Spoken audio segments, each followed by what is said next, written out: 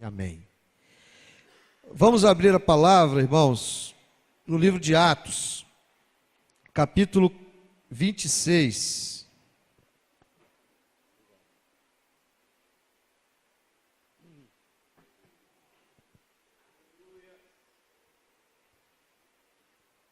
Atos dos Apóstolos, capítulo 26. Vamos ler o versículo 17, o versículo 18.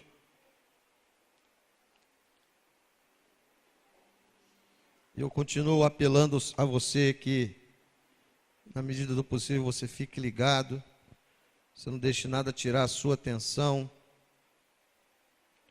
mas ao contrário, você esteja com a sua Bíblia aberta, ouvindo a palavra de Deus. Atos 26, versículo 17 e 18 diz assim: Eu te livrarei deste povo e dos gentios para os quais te envio, para lhes abrir os olhos, a fim de que se convertam das trevas para a luz e do poder de Satanás para Deus, para que recebam o perdão dos pecados e herança entre os que são santificados pela fé em mim. Uma outra versão da NVI, diz assim: Eu livrarei do seu próprio povo e dos gentios, aos quais eu o envio para abrir-lhes os olhos e convertê-los das trevas para a luz, e do poder de Satanás para Deus, a fim de que recebam o perdão dos pecados e herança entre os que são santificados pela fé em mim. Uma terceira versão, chamada a Mensagem, diz assim: Eu o envio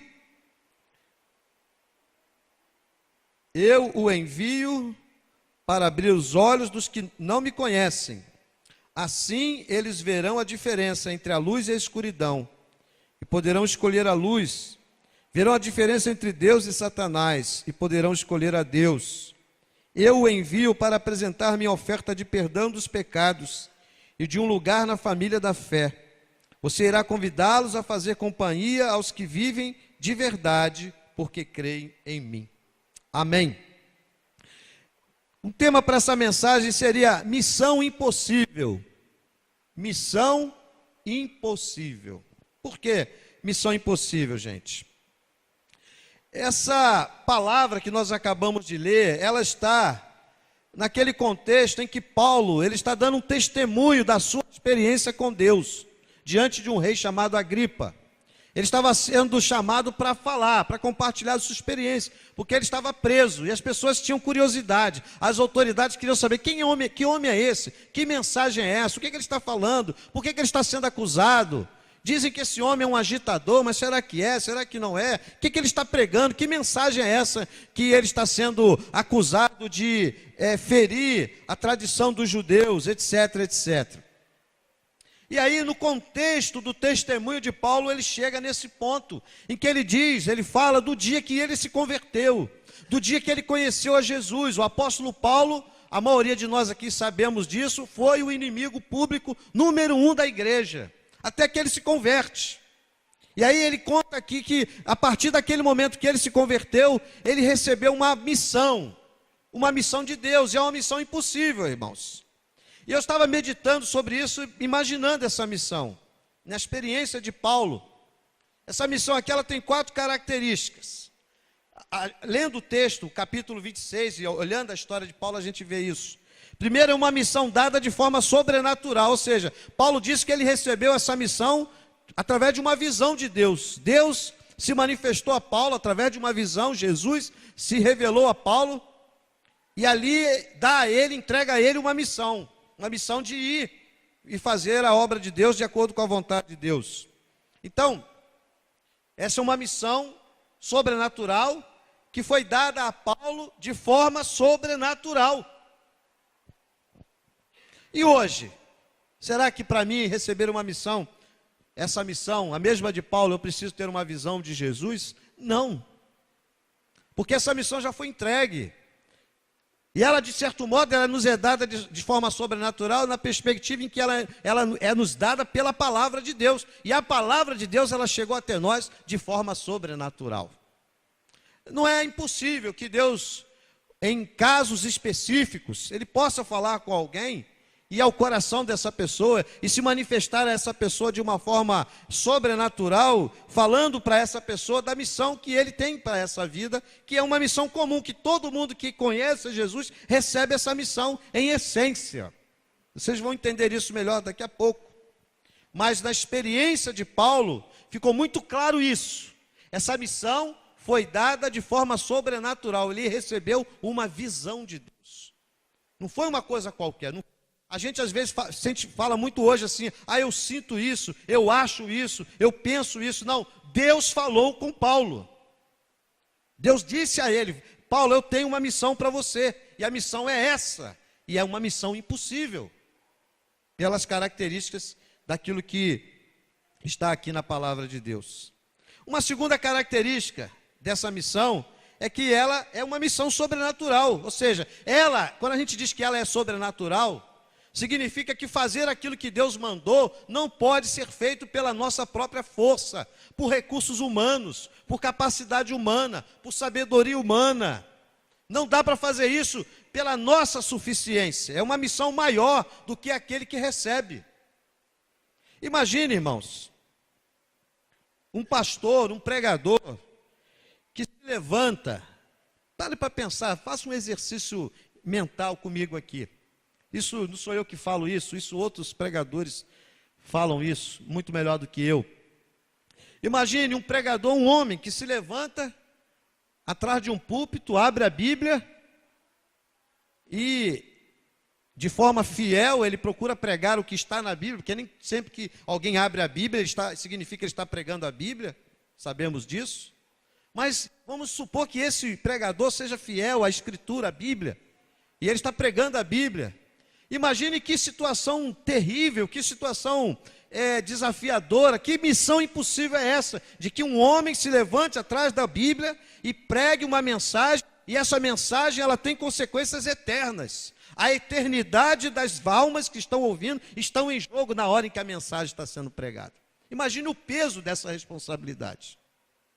O engenheiro que vai fazer uma planta de um prédio, ele tem que ter um cuidado enorme, porque ali vidas vão depender daquele lugar. Um médico que vai fazer uma cirurgia, por menor que seja, ele não tem direito de errar. O erro é zero ou é mínimo, porque ali é uma vida em jogo.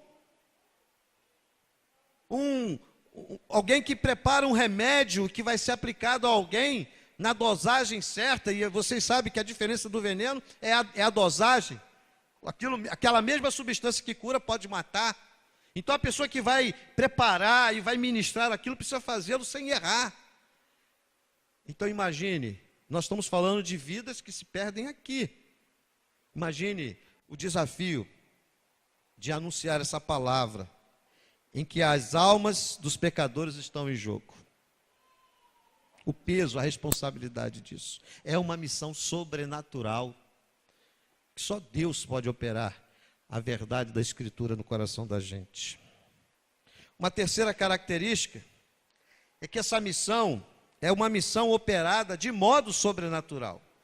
Porque exatamente ela é uma missão que nós, na nossa própria força, não podemos cumpri-la. Deus nos manda fazer algo que nós não podemos. Então ela surge, ela é operada de forma sobrenatural, ou seja, é o Espírito Santo que opera tudo o que é necessário para que o poder do Senhor seja manifesto, tanto na vida de quem cumpre a missão, como na vida de quem será alcançado por ela. Está dando para entender? É o Espírito Santo, é uma capacitação que vem do céu, não é do homem.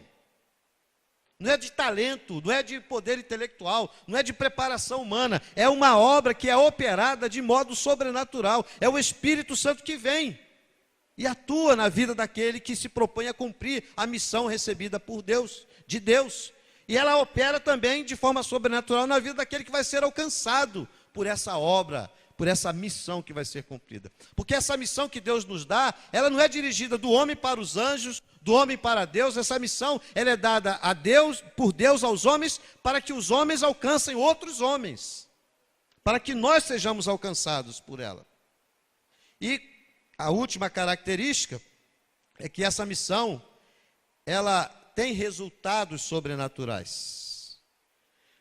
O que eu quero dizer com isso? Preste atenção. Essa obra que Deus faz na sua vida, que Deus quer fazer na sua vida, que Deus faz na vida da gente, não é uma obra moral apenas. Moralismo não é cristianismo.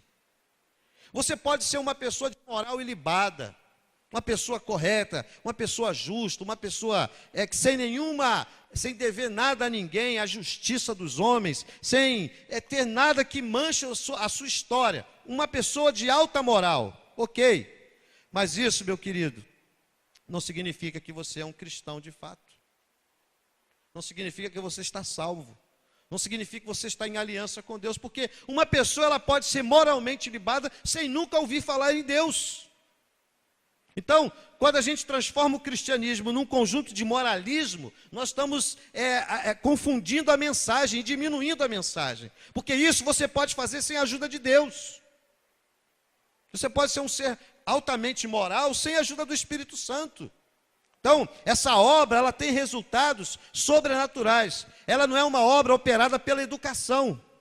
Ah, não, o dia que a educação for de alto nível, que as escolas forem sensacionais, então todo mundo vai ser muito bom. Sem dúvida, a educação faz diferença. Mas essa obra que nós estamos falando, essa missão que Paulo e a igreja recebem, que nós recebemos de Deus, ela não é uma obra que opera pela educação apenas.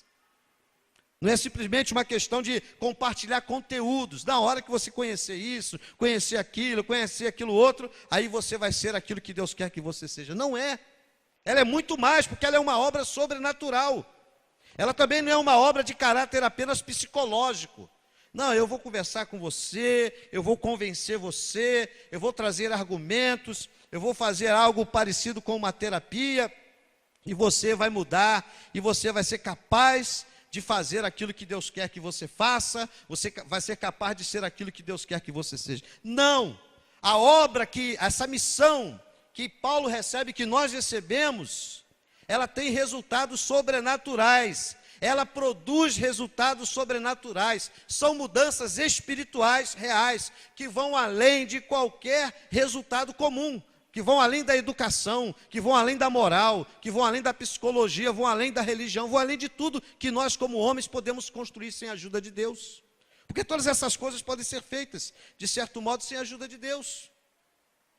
Quantos teóricos de educação são ateus? Quantos teóricos da psicologia são ateus? Quantos homens altamente moralistas são ateus? Mas essa obra é uma obra de transformação interior e é uma obra de resultados operados sobrenaturalmente. Então, meus queridos, Paulo recebe uma missão impossível. E essa missão nos revela o que Deus faz na nossa vida. E o que Ele pode fazer na sua vida. O que Ele deseja fazer na vida daqueles que são alcançados pelo Evangelho de Jesus. Porque em essência o que Jesus estava falando com Paulo é o seguinte: Paulo, eu te livrei, eu te salvei, e agora eu quero que você seja uma testemunha do Evangelho. Eu quero que você saia e agora a sua vida vai tomar outro rumo. Aquele evangelho que você perseguia, você vai ser um proclamador. Aquela mensagem que você tentava destruir, você vai ser um edificador dessa mensagem. Aquele povo que você tentou extirpar da terra, você vai fazer parte desse povo. Eu tenho uma missão para você, você vai pregar a minha mensagem. Só que o Senhor falou isso de uma forma muito mais ampla. O Senhor revelou a Paulo o caráter, as características dessa missão, dessa pregação do Evangelho. Porque, gente, quando o Evangelho é pregado de verdade, é isso que acontece. Por isso que eu estou querendo ser muito enfático nessa questão.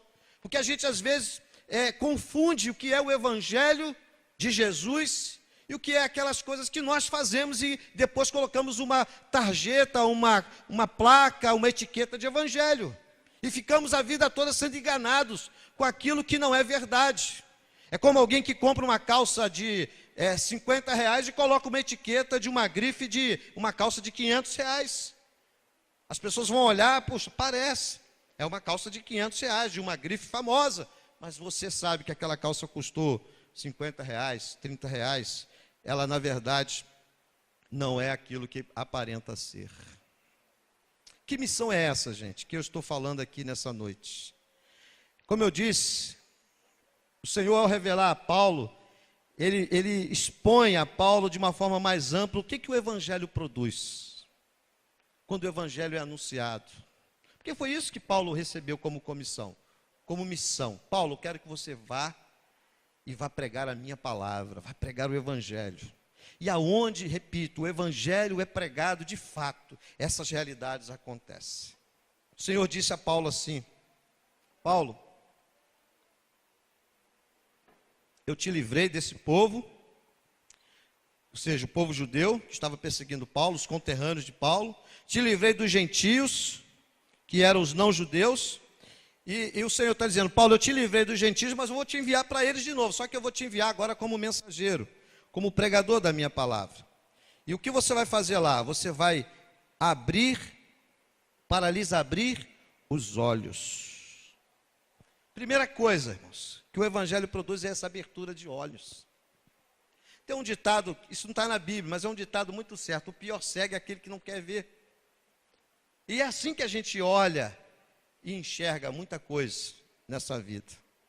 O Senhor está dizendo para nós aqui que quando o evangelho é pregado de verdade, quando pessoas são confrontadas com a palavra de Deus, que é o instrumento pelo qual o Espírito Santo abre os nossos olhos, olhos são abertos quando a palavra de Deus é pregada. O que significa isso? É ver a vida de como ela de fato é. Quando os nossos olhos são abertos, nós vamos começar a olhar para a vida como a vida de fato é. Os nossos valores vão começar a se colocar no lugar. Vou dar um exemplo aqui. Vocês já perceberam que no mundo que a gente vive, na sociedade que a gente vive, geralmente as coisas valem mais do que as pessoas. Não é verdade? Quantas famílias que tinha o pai trabalhou, construiu lá uma empresa, aí de repente aquele pai morre, e aquela família ali de 3, 4, 5 irmãos, acabam se degladiando, matando uns aos outros, porque agora cada um quer tomar um espaço maior e tomar posse maior daquilo que o pai, que muitas vezes nem foram eles que construíram, mas eles agora se veem como herdeiros, como donos, e fazem agora questão de lutar por aquilo ali. É um exemplo disso. É meu irmão de sangue, é minha família, fomos criados juntos, temos o mesmo pai, a mesma mãe, mas agora eu não quero saber. O que importa é que a minha conta no banco, as minhas ações, o meu poder nesse império, nessa empresa é maior do que qualquer outra relação. São valores comuns no mundo, ninguém se espanta mais com isso. A vida não vale nada, as pessoas se matam, as pessoas se ferem, as pessoas, em todos os aspectos, facilmente. Mas quando a gente tem os nossos olhos abertos, a gente começa a enxergar a vida de uma outra perspectiva. A gente começa a perceber o valor que nós temos diante de Deus, como Deus nos ama. Nós começamos a entender como Deus pode nos fazer ser capazes de amar até quem nos fere. A nossa visão ela é transformada, a nossa maneira de olhar para a vida é diferente. Quando os nossos olhos são abertos, a verdade de Deus é revelada a nós. A gente começa a entender a importância de adorar a Deus, a importância de andar na presença de Deus, a importância de estar sensível à voz de Deus, a importância da Bíblia, por que nós falamos tanto da Escritura, por que nós oramos, por que nós fazemos o que fazemos. Já não fazemos mais por obrigação. Se, por exemplo, você traz o seu dízimo, a sua oferta por obrigação, isso está errado, isso não é visão de olhos abertos, isso é visão de olhos fechados.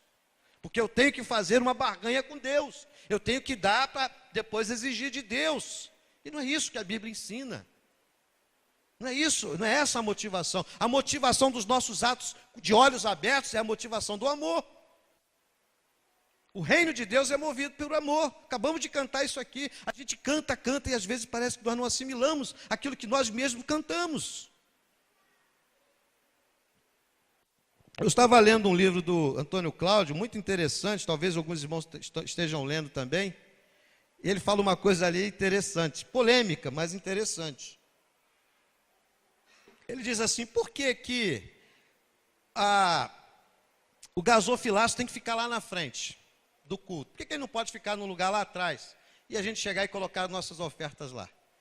A Bíblia não diz que a mão direita não deve saber o que a esquerda faz? Se nós pensarmos assim, nesse raciocínio, é verdade. Porque, irmãos, vamos ser sinceros, muitas vezes nós fazemos as coisas aqui para as pessoas verem. De repente eu coloco no envelope R$1, que para mim aquilo não significa nada no sentido do que eu poderia estar ofertando na obra de Deus. Aí eu coloco no envelope, venho aqui à frente, não para ofertar, mas para que as pessoas olhem e vejam, poxa, o irmão foi lá na frente. Esse irmão ganha bem, ele deve ter colocado um dízimo lá enorme. Vocês estão entendendo? A motivação não é o reino, a motivação é eu aparecer. As pessoas vejam o que eu estou fazendo. Isso é uma atitude de olhos fechados. Porque quando os nossos olhos são abertos, eu entendo que a minha relação com Deus é em outra instância. A minha relação com Deus é baseada na graça, que eu sou livre em Cristo Jesus. Porque observe que Paulo ele veio de uma perspectiva onde ele era ferrado, onde ele era amarrado, onde ele era preso a uma religião que o levou a matar e prender cristãos. É o que acontece hoje, por exemplo, quando um muçulmano se converte. Eu tive a oportunidade de ouvir uma vez o testemunho de um ex-terrorista muçulmano que se converteu, e quando eu o conheci, ele era um pastor, ele falando como ele olhava cegamente para cumprir aquelas ordens que ele recebia. Ele tinha vindo para a América do Sul, para a Argentina, me parece, para planejar atentados. E quando ele estava procurando uma igreja, uma sinagoga, a Argentina tem muitas sinagogas, a colônia judaica na Argentina é muito grande, ele chegou na porta de uma igreja, que ele pensou que era uma sinagoga. E quando ele chegou lá, ele foi muito bem acolhido, recebido. E ali Deus começou a mover o coração dele. Aonde ele pensava destruir, ele acabou se convertendo. Por quê? Porque essa obra ela é sobrenatural. Ela não é de convencimento humano. Ele chegou ali para destruir, mas Deus destruiu aquelas convicções e abriu os olhos espirituais dele. Ele começou a ver as coisas diferentes. E quando eu o conheci no encontro de líderes, ele falava de quantas vezes ele havia sofrido tortura. Porque o trabalho dele era com os palestinos. E quantas vezes ele tinha sido torturado, porque ele não aceitou mais voltar a ser um terrorista. Ele era um homem treinado, pronto para fazer essas coisas, mas ele disse não, e ele sofreu, ele pagou na carne, porque ele não negou Jesus. Isso é o quê? São olhos abertos, irmãos.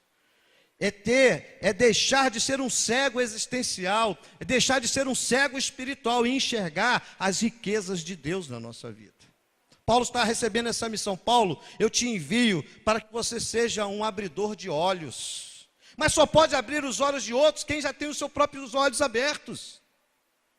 Então, antes de Paulo ser um anunciador de olhos abertos, ele precisou ter os seus próprios olhos abertos. Vocês lembram que quando Paulo se converteu, uma das consequências físicas momentâneas que ele recebeu é que ele ficou momentaneamente cego.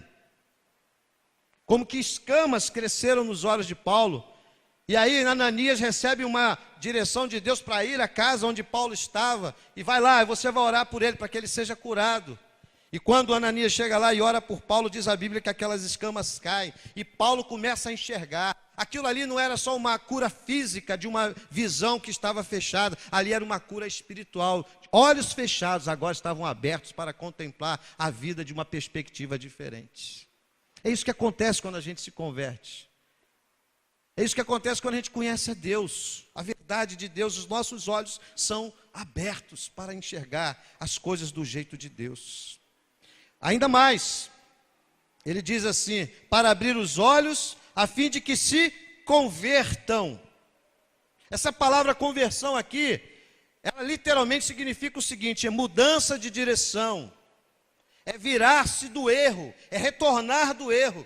Existe uma outra palavra chamada metanoia, que é mudança de mente, mas aqui não é essa palavra que é usada do grego, aqui é usada uma outra palavra que significa mudança de direção.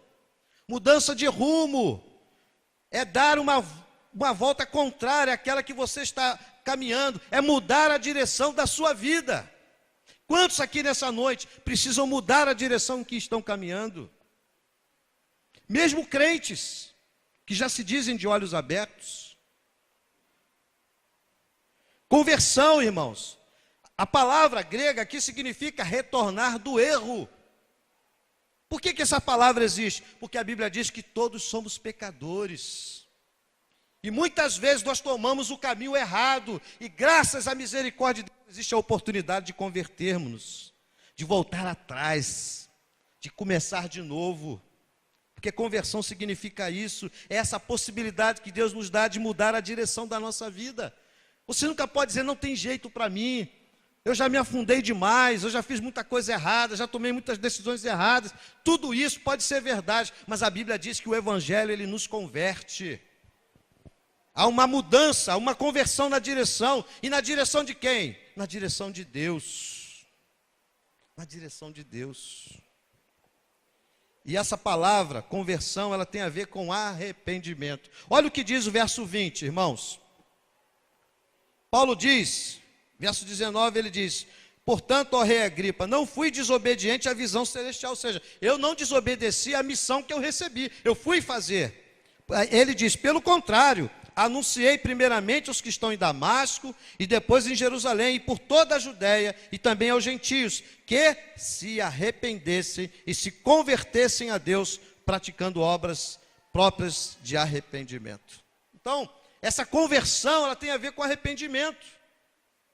Arrependimento não é uma tristeza, eu já falei isso aqui, mas é sempre bom repetir. Não é só aquela tristeza que você sente quando você errou. Ah, eu fiz isso, puxa, eu não devia ter feito assim. Ok, isso é bom, é melhor do que nada. Mas a conversão, ela significa mudança. É como a palavra grega significa mudança de rumo, mudança de direção. Porque não adianta nada eu ficar preocupado, triste com aquilo que eu fiz. E eu vou continuar no mesmo caminho, é só uma questão de tempo para eu repetir os mesmos atos. Conversão significa mudança, mudança de direção. Eu estava caminhando nessa direção, mas a palavra me alcançou, e agora eu retorno em outra direção, na direção da vontade de Deus. Paulo recebe essa missão. Paulo, você vai anunciar uma palavra que vai abrir os olhos das pessoas. Isso é maravilhoso, irmãos. O Senhor continua fazendo isso hoje. Em todos os cantos da terra, o Evangelho, a palavra sendo pregada, vidas estão tendo seus olhos abertos. Abertos por Deus. Vidas estão sendo convertidas, estão mudando o rumo das suas vidas, estão mudando a direção em que elas estão caminhando. Você percebe como a gente às vezes vive a nossa vida, como se a gente fosse viver para sempre aqui. Como se a nossa estada nesse mundo fosse eterna. Como se a casa que eu construí, o trabalho que eu tenho, eu fosse viver dele eternamente, que ele me levará para o céu. São enganos de olhos fechados. Quando os nossos olhos são abertos, eu começo a perceber, a minha visão vai para a eternidade. Eu começo a entender que essas coisas todas aqui, elas têm o seu valor limitado. Que eu não sou dono de nada, eu tenho apenas a posse momentânea disso. Nem dos meus filhos eu tenho poder absoluto sobre elas, porque elas pertencem a Deus. Então a visão precisa ser aberta, conversão precisa acontecer, mudanças precisam ser operadas. E olha que coisa, eu gosto muito desse texto, quando Paulo recebe essa visão. Olha o que Deus está dizendo para Paulo. O que significa, que mudança é essa? Que missão é essa? Que operação é essa? Que o Senhor opera na vida daqueles que ouvem e recebem a palavra. Paulo recebe essa palavra para lhes abrir os olhos, a fim de que se convertam de quê? Das trevas para a luz. O que significa trevas na Bíblia, gente? Significa algumas coisas muito simples. Escuridão moral. Escuridão espiritual, irmãos. Significa viver no engano, viver no pecado. Trevas é sinônimo de tudo isso. Escuridão moral, escuridão espiritual. Significa viver no engano, viver no pecado. Quem está nas trevas, diz a Bíblia, não sabe para onde vai. Trevas é sinônimo de distância de Deus. Trevas é sinônimo de derrota espiritual. Trevas é sinônimo de perdição, nessa vida e na eternidade. Paulo está dizendo que o poder do Evangelho, que essa missão que ele tem, que essa anunciar da palavra, ele vai levar as pessoas à possibilidade de que elas se convertam das trevas para a luz. E o que significa a luz? Significa a luz espiritual. A gente teve a oportunidade de ouvir um missionário que esteve na Índia. E por que as pessoas vão tanto para a Índia? Sabe por quê? Elas vão para a Índia, irmãos, em busca de iluminação espiritual. Sabia disso? Você pode, se você tiver a oportunidade de conversar com alguém que já foi à Índia, pergunte a ele, você foi à Índia para quê? Se ele não foi a turismo, ele vai dizer, eu fui atrás de energias novas, eu fui atrás de iluminação espiritual. É por isso que lá existe tanto guru. Porque a proposta do guru é levar os seus discípulos, os seus seguidores a receberem uma iluminação espiritual. Mas a verdadeira luz, ela não é uma força, ela não é uma energia, ela não é uma coisa, ela é uma pessoa. A verdadeira luz espiritual é Jesus de Nazaré. Por isso que a Bíblia está dizendo que a pessoa convertida, ela vai ser convertida das trevas para a luz. Ou seja, para o conhecimento que ilumina a alma, para o conhecimento que ilumina a vida integralmente. Não é um conhecimento do intelecto natural, fruto de livros e de coisas desse tipo. É um conhecimento que vem de uma experiência verdadeira com Deus. O conhecimento de Deus, das coisas espirituais, da piedade cristã. Jesus disse, eu sou a luz do mundo. Quem me segue não andará em trevas, mas terá a luz da vida. Por que ele disse isso? Porque ele olhava para as pessoas e Jesus, irmãos, ele tinha uma visão do mundo espiritual. É por isso que a Bíblia diz que o coração de Jesus partiu quando ele olha para Jerusalém, que ignorou a sua mensagem. Ele disse, olha, quantas vezes eu quis abraçar vocês, e vocês não quiseram, e o que vai acontecer vai ser terrível. Porque Jesus, ele olha para nós e ele vê o tamanho da escuridão que cerca a vida de muita gente. Então imagine a dor de Jesus. Imagine a luta. É por isso que Jesus, ele investia a vida dele dia e noite na pregação. É por isso que aqueles homens de Deus da Bíblia e os homens de Deus de todas as épocas da história, quando entendem isso, eles não medem esforços para anunciar essa mensagem, porque nós sabemos, irmãos, que essa é a única esperança da humanidade. Não existe outra, irmãos. Hoje de manhã, eu acordei tarde, tinha lá um recado. Soraya pegou uns adolescentes, foram fazer uma visita. 2 jovens querendo se suicidar. Um de 19, outro de 20. Olha que coisa, irmãos. Um de 19, outro de 20. Um monte de coisa aconteceu na família deles, eles se desesperaram, estavam querendo se matar. 2 jovens, um de 19 e um de 20 anos. O que é isso? Que mundo é esse, irmãos? Nós não temos ideia, irmãos, do que tem acontecido nesse mundo. O que a gente vê nos jornais, o que a gente vê na imprensa é fichinha diante do que acontece de fato, que a gente não sabe que está acontecendo.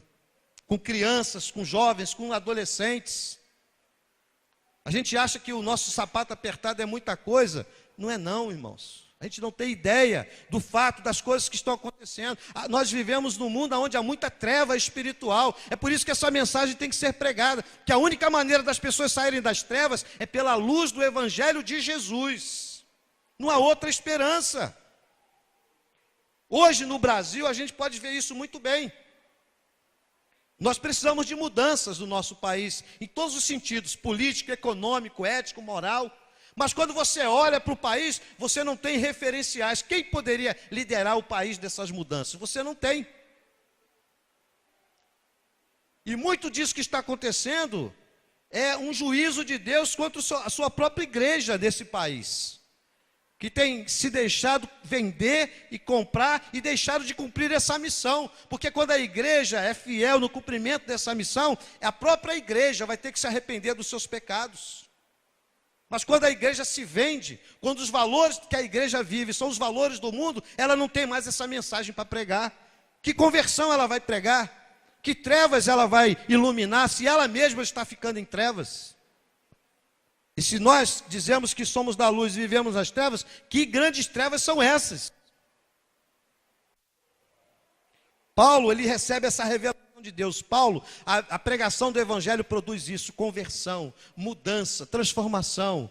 As pessoas são tiradas das trevas para a luz, do poder de Satanás para o poder de Deus. Isso é maravilhoso. Quando a Bíblia está dizendo aqui do poder de Satanás, o que a Bíblia está dizendo? Ela está dizendo que o Evangelho, ele nos tira da esfera, da autoridade, do poder, do domínio e da influência de Satanás. É por isso que a gente vive numa sociedade doente, porque esse poder está em ação.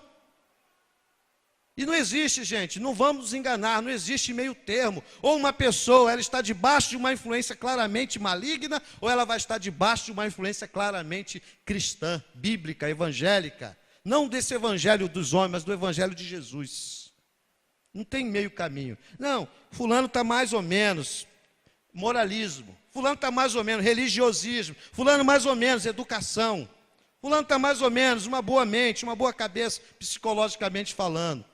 Mas tudo isso é superficial. Na hora do vamos ver, as evidências reais vão se manifestar. Poder, aqui, poder de Satanás significa, repito, esfera de autoridade. Quem é que tem autoridade sobre a sua vida hoje? É governo. Quem é que está de fato influenciando as suas decisões, seus caminhos, o que você tem vivido? O poder, a influência. A Bíblia está dizendo que o Senhor, Ele nos resgata do poder de Satanás para o poder de Deus. Paulo, ele sendo fiel a isso, já lá na frente, ele vai falar, escrevendo aos Colossenses, lembrando que é exatamente isso que o Senhor faz. Colossenses 1,13 diz: pois Ele, o Senhor, nos resgatou do domínio das trevas e nos transportou para o reino do seu Filho amado. Olha que coisa linda, irmãos. É isso que o Evangelho produz. Mas a gente às vezes pensa que isso acontece com aquela pessoa que era satanista. Não, fulano era satanista, fulano tinha um pacto com o demônio e ele se converteu e agora ele foi tirado do reino de Satanás para o reino das trevas. Não, irmãos. Não é isso que a Bíblia está dizendo. Isso é um caso extremo. A Bíblia está dizendo que essa é a situação da sociedade. Nós não vivemos numa sociedade que adora a Deus. Nós vivemos numa sociedade que adora o quê? Os deuses produzidos pelo diabo. O sexo, o dinheiro e o poder. Toda essa guerra vive ao redor disso. Sexo, dinheiro e poder.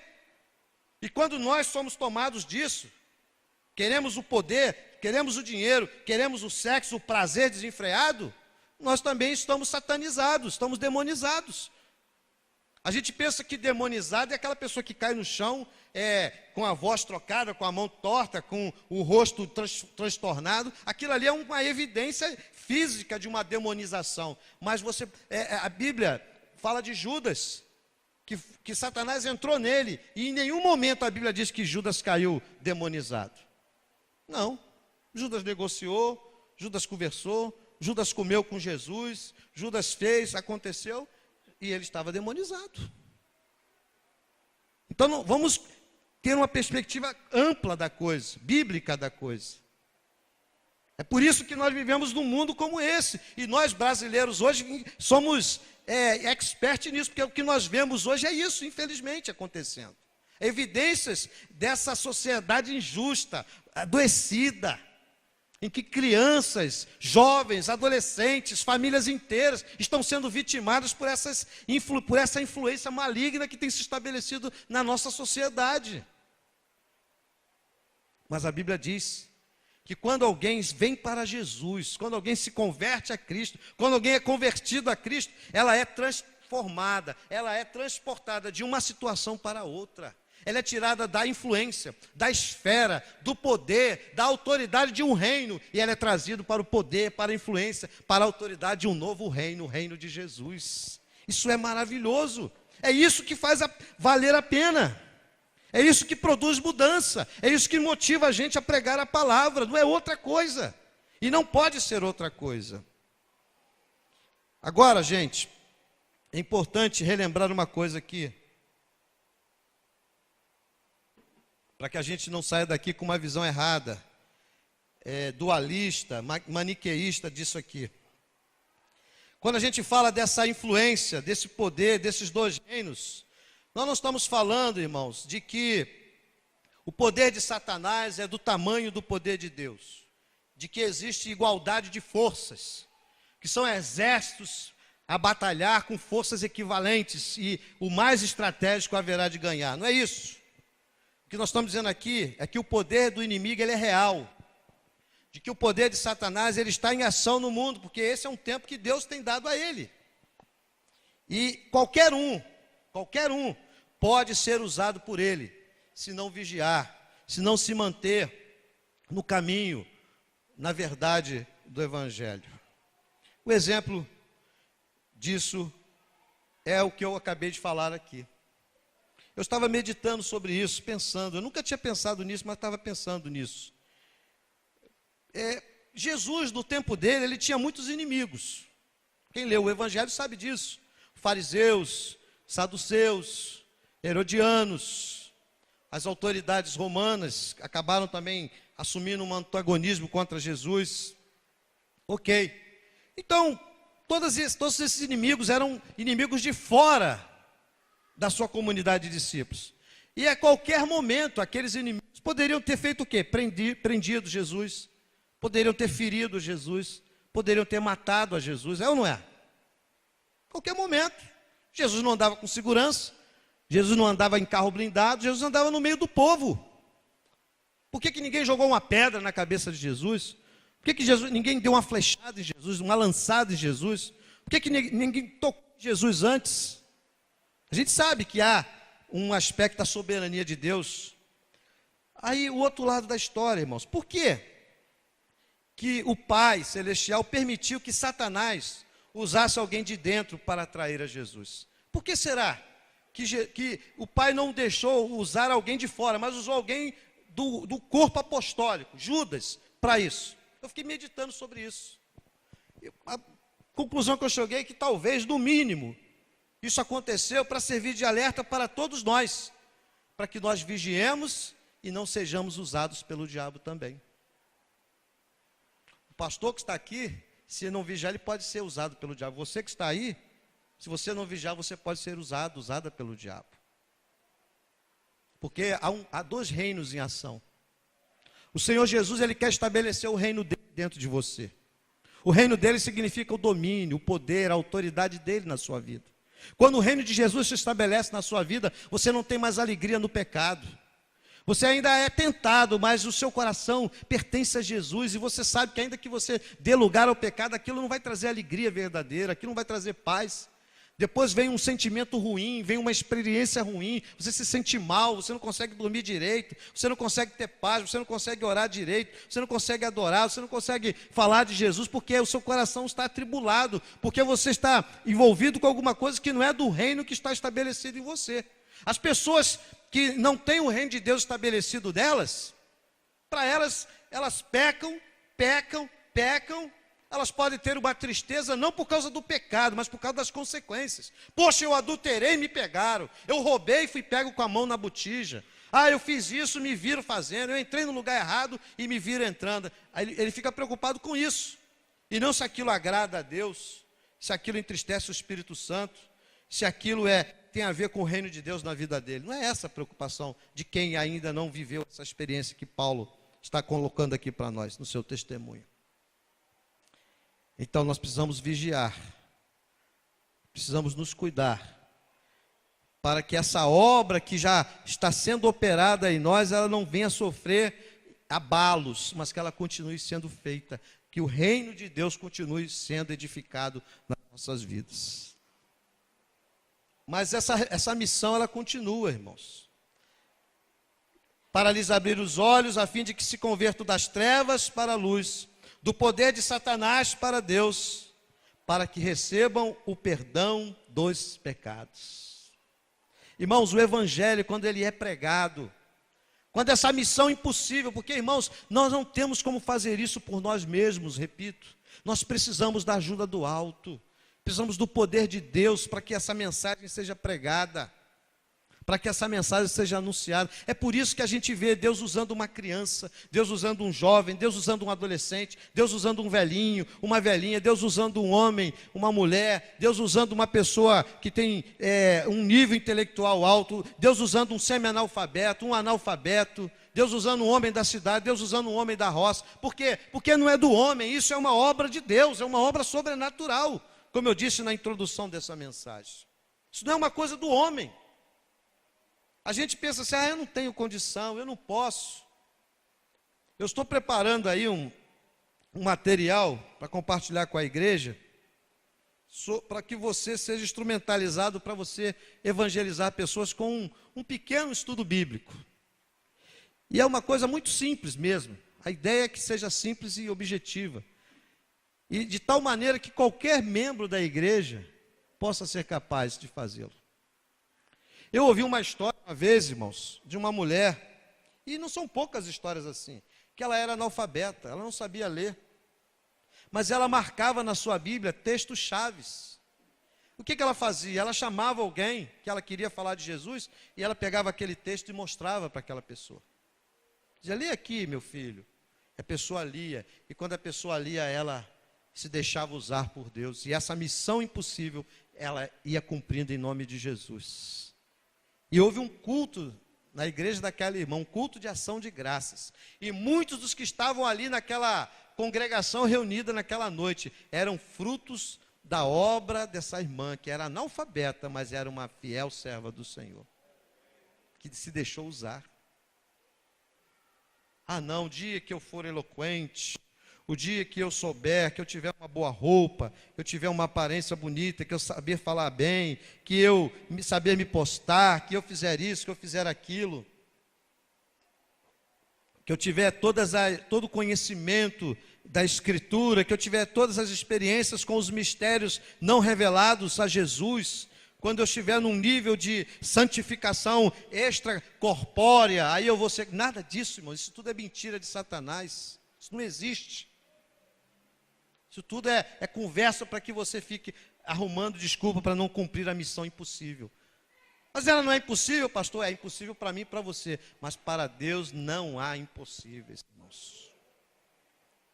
A Bíblia diz que essa missão, essa palavra, quando ela é cumprida, ela leva perdão. O que é perdão na Bíblia, irmãos? Perdão é salvação, perdão é reconciliação com Deus, perdão é libertação, perdão é aquilo que o pai do filho pródigo fez com ele.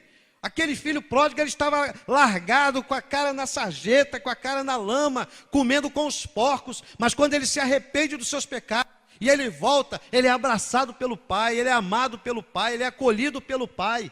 Quem fica com raiva é o religioso, o filho mais velho. O filho mais velho, ele representava os religiosos de Israel, que não eram capazes de se alegrar com a conversão das prostitutas, dos publicanos e dos pecadores.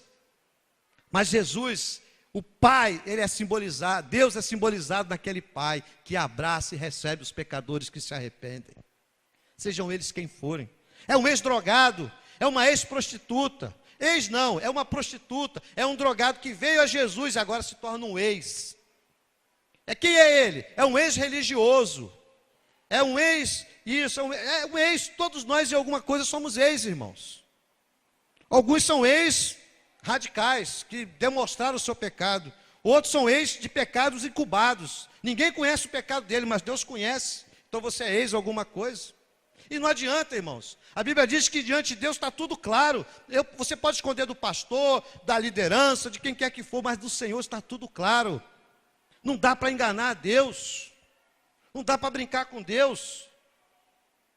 A gente às vezes brinca com Deus como se a vida fosse nossa. Se você morrer hoje, você vai para o céu ou vai para o inferno? Você já pensou nisso? O Wesley sepultou o primo dele ontem, 25 anos de idade. 25 anos de idade, você está se formando, você está pensando em entrar na faculdade, você está sonhando, ele já está na glória. A vida é assim. A ordem natural das coisas é que o filho sepulte o pai, mas nem sempre isso acontece. Às vezes o pai tem que sepultar o filho, às vezes o filho mais novo. A vida é assim.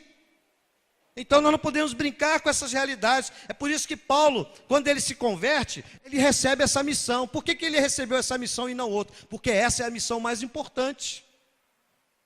Porque essa missão, ela vai mudar a vida da sociedade, ela vai mudar a vida das famílias, ela vai mudar a vida dos indivíduos, ela vai preparar uma eternidade verdadeira para cada um de nós.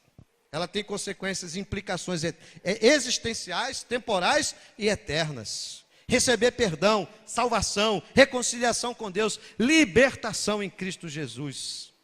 E tem uma última bênção, que vem dentro dessa mensagem maravilhosa do Evangelho, que é se tornar herdeiro entre os que são santificados pela fé em mim.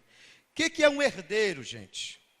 Um herdeiro é alguém que, fazendo parte de uma família, passa a ter direito a tudo que a família tem. Eu não sou advogado, mas essa é uma boa definição. Os advogados aí podem me corrigir depois se eu estiver errado. Mas, a grosso modo, um herdeiro é isso. Eu faço parte daquela família. Ou eu nasci ou eu fui adotado daquela família. E como membro daquela família, eu tenho direito à parte que me cabe como membro daquela família. É isso.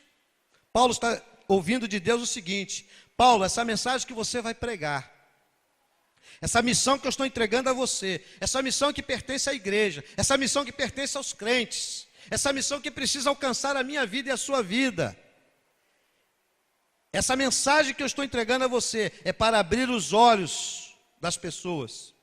Para quê? Para que elas se convertam, para que elas mudem o caminho delas, para que elas mudem de vida, das trevas para a luz, do poder de Satanás para o poder de Deus, para que recebam perdão e então se tornem membros da família de Deus, herdeiros da família de Deus. Só é herdeiro de Deus quem está em aliança com Deus. Só é herdeiro de Deus quem faz parte de fato da família de Deus. É isso que Paulo está ouvindo do Senhor aqui.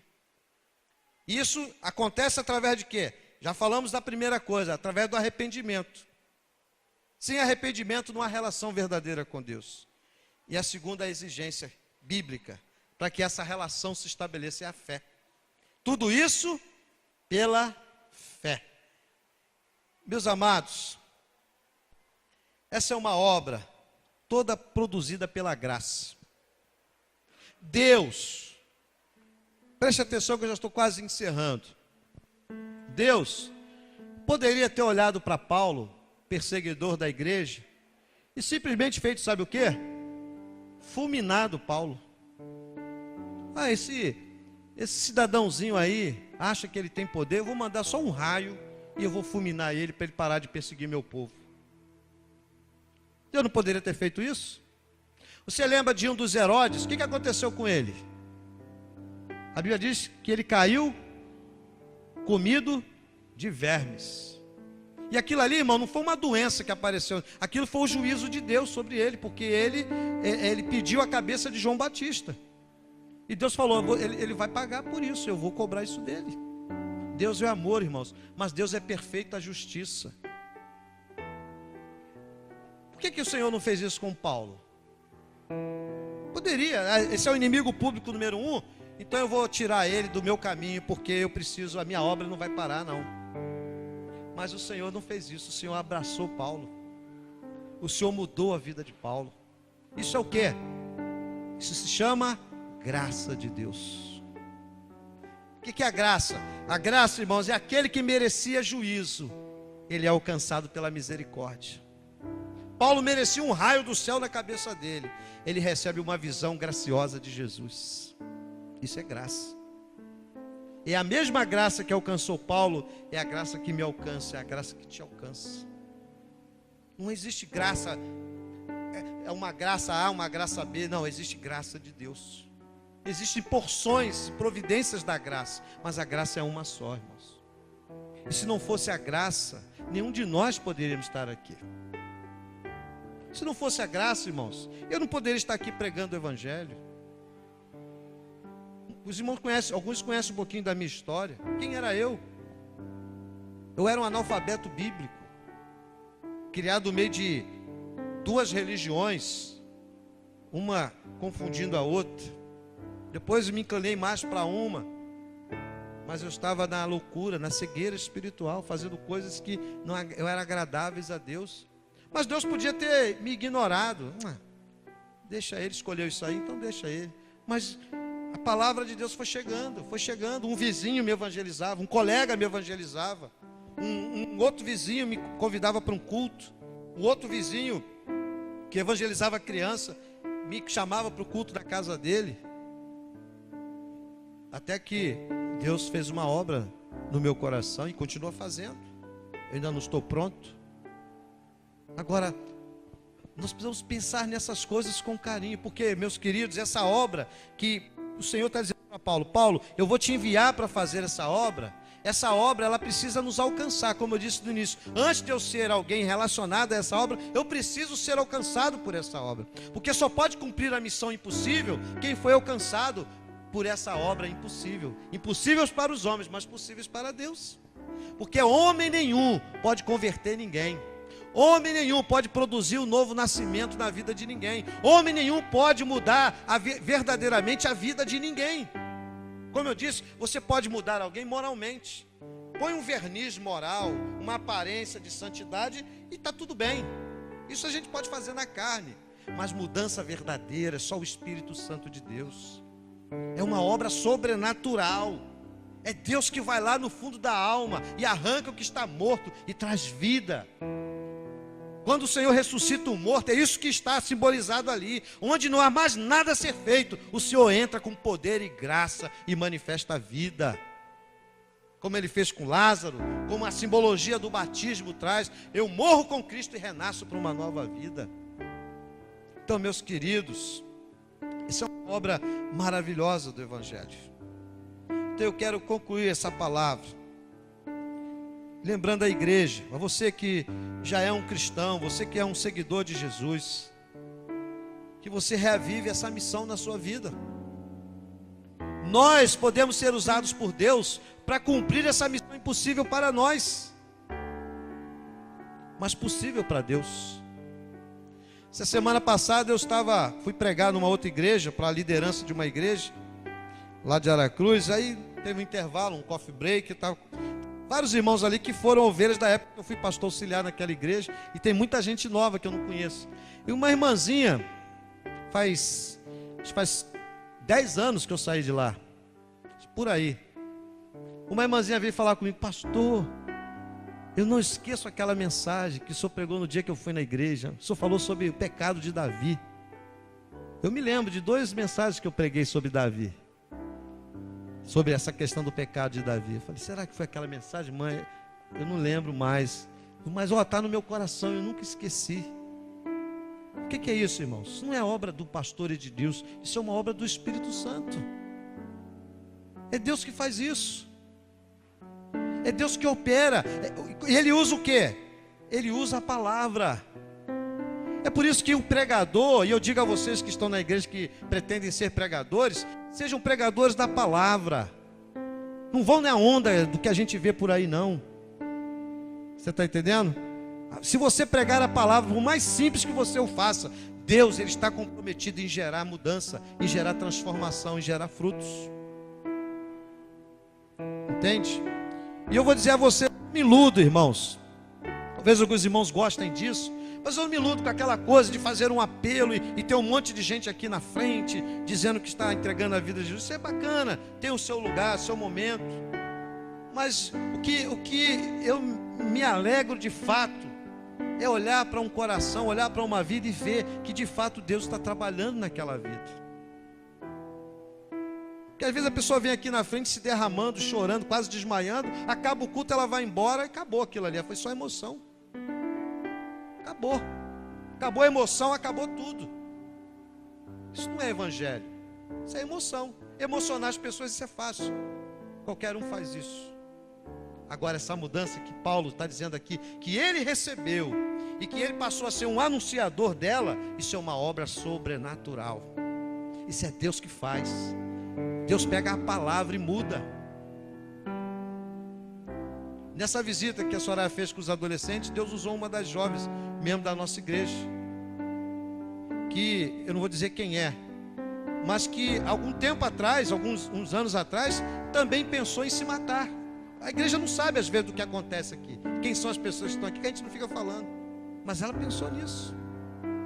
A primeira vez que eu visitei essa jovem, ela estava numa profunda depressão. Hoje Deus a usou para falar para jovens que estavam querendo se matar. Amém, igreja? Tem alguém aqui? Isso é obra do Espírito Santo, irmãos. Não é obra do pastor de Deus, não. É essas coisas que nós temos que nos apegar a elas, porque é isso que faz diferença. É Deus fazer uma obra na sua vida e te usar para fazer uma obra na vida de outros. Que é isso que o Evangelho produz. Fora isso não existe Evangelho. O Evangelho é isso, é Deus operando em nós e nos usando para a operação dele na vida de outros. É assim que Deus faz. Deus pega a gente problemática e vai trabalhando, vai moldando, vai movendo. E agora Ele usa essa pessoa para a glória dEle, para essa missão impossível. Eu não tenho como cumprir essa missão, mas o Espírito Santo agindo em mim, Ele me capacita para isso. Você não tem como cumprir essa missão, mas o Espírito Santo agindo em você, Ele te capacita para cumprir essa missão. Por isso é missão impossível. Eu não tenho condição, nós não temos, mas o poder que em nós opera é capaz de fazer coisas extraordinárias. Então, irmãos, a obra de Deus é assim. É assim. Paulo, irmãos, ao longo da vida dele, ele viu essa palavra que ele recebeu de Deus se cumprir na vida de milhares de pessoas. E Paulo foi tão fiel nisso, irmãos, que tantos séculos depois nós estamos aqui falando de quem? De Paulo, como um instrumento de Deus para as nossas vidas. Porque ele diz: eu não fui desobediente à visão celestial. Você já recebeu essa visão de Deus? Se você recebeu, não seja desobediente a essa visão. Não seja desobediente. Não deixe que outras coisas assumam o lugar dessa visão. Não permita. A última coisa que eu quero dizer é que você que está aqui, se de repente você ainda não foi alcançado por essa obra da graça, você pode ser alcançado. Que obra é essa, pastor? É o que Paulo recebeu do Senhor. Você pode ter os seus olhos abertos, seus olhos espirituais abertos, e começar a enxergar coisas que você nem imaginava. Quando os meus olhos eram fechados, eu pensava de um jeito. Quando Jesus abriu os meus olhos, eu comecei a olhar para aquilo que eu pensava que era uma coisa, e comecei a entender: aquilo ali, agora eu estou entendendo o que era aquilo ali. Não tinha nada de Deus naquilo ali, aquilo era um engano espiritual na minha vida. E é assim na vida de todos nós. Aquelas pessoas que você pensava que eram seus amigos, você vai abrir os seus olhos e vai dizer: não são os meus amigos.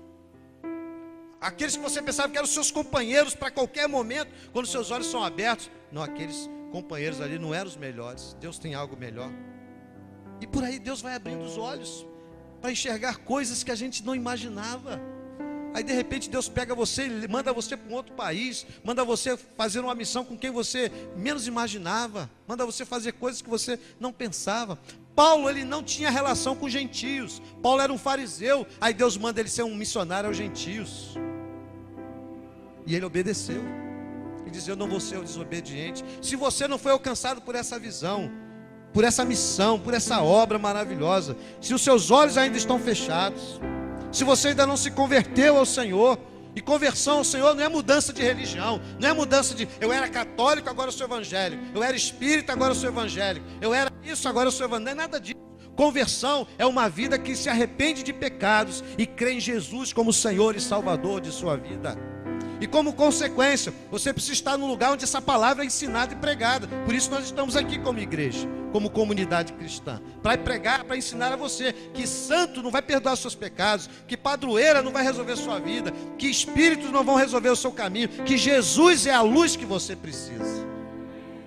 É Ele que vai abrir os seus olhos, que vai te libertar do poder de Satanás para o poder de Deus, que vai trazer o perdão dos seus pecados, que vai te converter das trevas para a luz e que vai fazer você entrar numa aliança com Deus, você ser parte do povo de Deus na terra. Vai estar no céu quem é povo de Deus na terra. Quem é povo de Deus na terra vai ser povo de Deus no céu. É assim que a Bíblia ensina, meu querido. Então seja parte dessa bênção, seja alcançado por essa missão e seja usado por Deus para cumprir essa missão. Eu espero que você tenha entendido essa palavra nessa noite. Você que já é crente, meu querido, essa missão é para mim e para você. Qual é a sua parte? Você precisa começar hoje, meu, a cumprir essa missão. Não, pastor, o dia que eu tiver um emprego melhor, o dia que eu visse, comece hoje. Senhor, eu quero ser usado por Ti para levar essa palavra de iluminação, essa palavra de conversão. A gente às vezes fica cheio de coisinhas dentro das igrejas, irmãos, cheio de frescuras, cheio de nhenhenhens, e essa missão não está sendo cumprida, irmãos. Da sua casa, do lado da sua casa tem um vizinho indo para o inferno. O crente tem que pensar isso. Eu mudei de casa, eu estou morando numa outra rua. Quando eu mudei para lá, eu pensei: meu Deus me colocou aqui com um propósito. Nessa rua aqui eu tenho que fazer alguma coisa para chegar nesses vizinhos. Eu não estou aqui só para morar. Eu estou aqui, não é só porque eu sou pastor, não, é porque eu sou crente. Eu tenho que pensar nessas coisas, uma perspectiva do reino de Deus. Ah, eu mudei de trabalho, Deus me tirou de um emprego e botou em outro. Sabe para que Ele te mudou de emprego? Não foi só para você ganhar mais, não. Foi para você ser luz lá, porque ali está precisando de alguém para anunciar essa mensagem. Deus colocou um incrédulo no teu caminho, na sua vizinhança, em algum lugar, na academia, sei lá. Não é só para ele estar ali do seu lado, é para você poder ser luz para ele, anunciar para ele que essa mensagem que Paulo recebeu, ele pode receber também. É diferente, irmão, não estamos aqui por nós estamos aqui pelo Senhor. Entende? As coisas são diferentes para quem anda com Jesus. É diferente. Eu recebi uma proposta outro dia, de uma possibilidade para um futuro breve. Eu não vou detalhar isso aqui agora, que eu não posso. Mas uma proposta interessante. Mas eu fiquei pensando, bem, eu preciso olhar para isso não com uma perspectiva financeira, com uma perspectiva material, com uma perspectiva puramente humana. Eu preciso olhar para isso com uma perspectiva espiritual.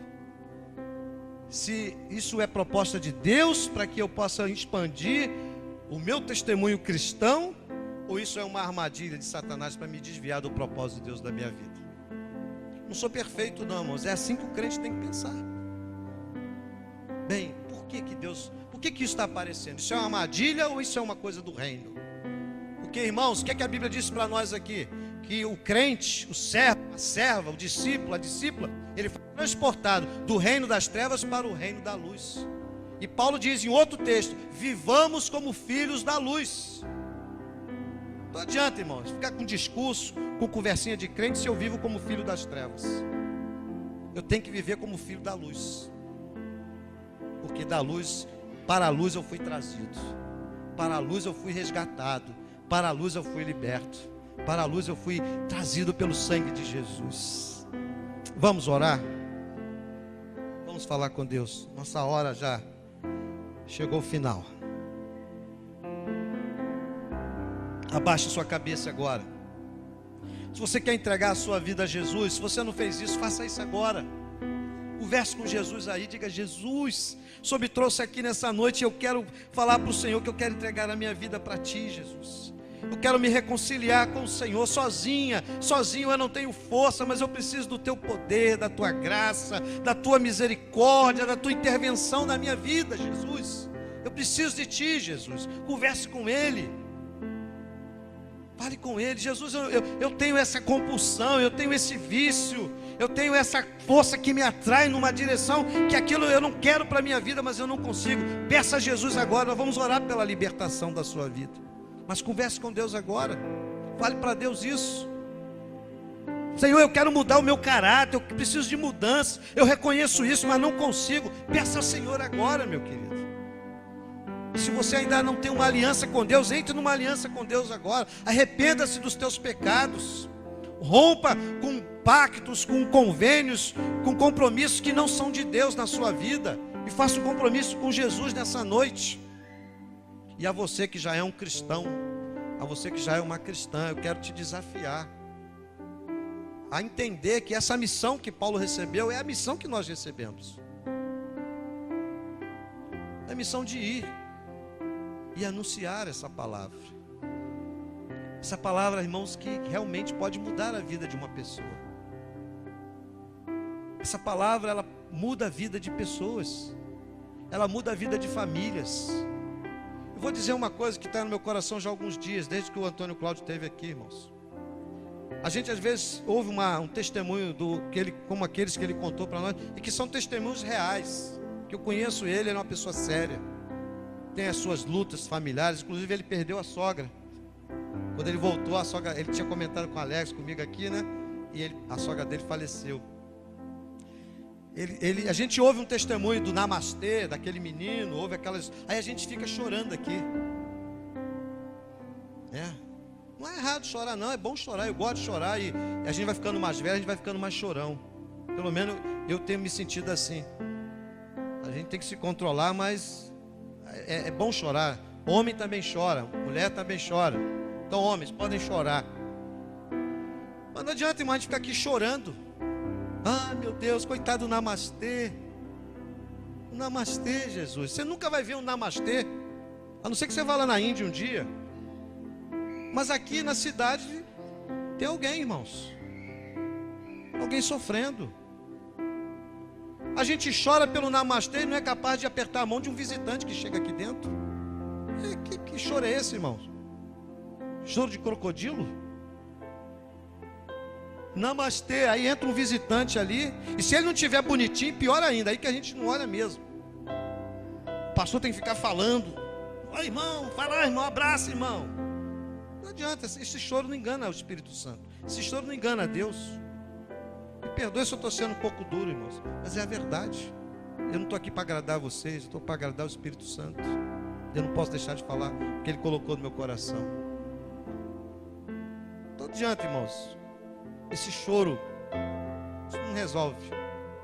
Eu preciso entender o que Paulo entendeu aqui. Ele recebeu uma missão. Todo crente recebeu essa missão, irmão. Não tem esse negócio, a igreja não é do meu jeito, a igreja tinha que ser assim, tinha que ser assada. Igreja perfeita, eu já falei para você, morre. Aí você vai encontrar a igreja perfeita no céu, a igreja triunfante. Aqui você está na igreja militante. Igreja militante é por isso que é espaço da graça. Se fosse no céu, era espaço da glória. Aqui é da graça. Porque aqui nós estamos em construção. E se eu não entender isso, irmãos, fica impossível. Fica difícil não, fica impossível. Entende? Que missão linda, irmãos. Abrir os olhos dos cegos. Levar uma palavra de conversão, de mudança de vida. Ver gente sendo tirada da luz para as trevas, das trevas para a luz. Ver gente se convertendo do poder de Satanás para o poder de Deus. Ver gente sendo perdoada. Ver gente se tornando herdeiro de Deus, de toda sorte de bênção em Cristo Jesus. Irmãos, se isso não mover meu coração, irmão, então é melhor pegar minha mala e vender cebola na feira, irmãos. Nada contra quem vende, porque não vale a pena. Então, meu querido, venha para Jesus. Venha logo para Jesus. Entregue sua vida a Jesus. Comprometa-se com Jesus. Ame a Jesus. Seja usado por Jesus. E tenha uma vida que vale a pena ser vivida. Vamos orar, irmãos. Senhor, nós estamos na tua santa presença, Deus. Uma presença gloriosa. Uma presença que é extraordinária. E a tua palavra, Deus, ela nos desafia, Senhor. Nós poderíamos estar aqui ouvindo uma palavra de autoajuda, falando coisas agradáveis, falando coisas que apetecem o nosso eu, que alimentam o nosso ego. Mas o Senhor, Pai, tem algo muito mais profundo para falar conosco. O Senhor não quer apenas aliviar o nosso ego, o Senhor quer nos dar propósito na vida. E propósito na vida a gente só tem quando a gente está alinhado com o Senhor. E a gente cumpre o chamado que o Senhor tem para nós. Essa missão é impossível, Deus. Não tem como a gente cumpri-la. Mas no poder do Espírito Santo, Pai, tudo é possível. Na tua presença, o impossível acontece, Deus. Então, Senhor, eu oro nesta noite pela libertação de vidas, pela conversão de corações, pela reconciliação de almas. Eu oro, Pai, para que vidas que estão aqui, que precisam ser transformadas, sejam transformadas pelo poder do Evangelho de Jesus. Que convicção de pecado caia nos corações profundamente, Pai. Que um desejo profundo de agradar e de se voltar para Jesus venha sobre esses corações endurecidos. Que essa obra sobrenatural aconteça hoje aqui, Pai, neste lugar. Que grilhões sejam quebrados, que correntes sejam desfeitas, que hipocrisias e máscaras caiam por terra, Senhor. E a verdade do Evangelho possa produzir transformação verdadeira, possa produzir mudança, possa produzir conversão, possa produzir graça, possa produzir amor, possa produzir fidelidade, piedade na tua presença, Pai. Tem misericórdia, Deus. Nós precisamos do Senhor, Pai. como o Senhor se manifestou a Paulo, Pai, nós oramos, para que o mesmo poder que o Senhor comunicou a Paulo, o Senhor nos comunique nessa noite, o Senhor nos toque nessa noite, salva almas neste lugar, nesta noite, Pai, fala a corações que precisam vir para o Senhor urgentemente, nesta noite, Pai, muda caminhos, como a Tua palavra nos ensinou, converte caminhos nesta noite, Pai, muda direções, muda rotas de caminhos que estão sendo trilhados hoje. Traz aqueles que estão em trevas, traz eles para a luz, Pai.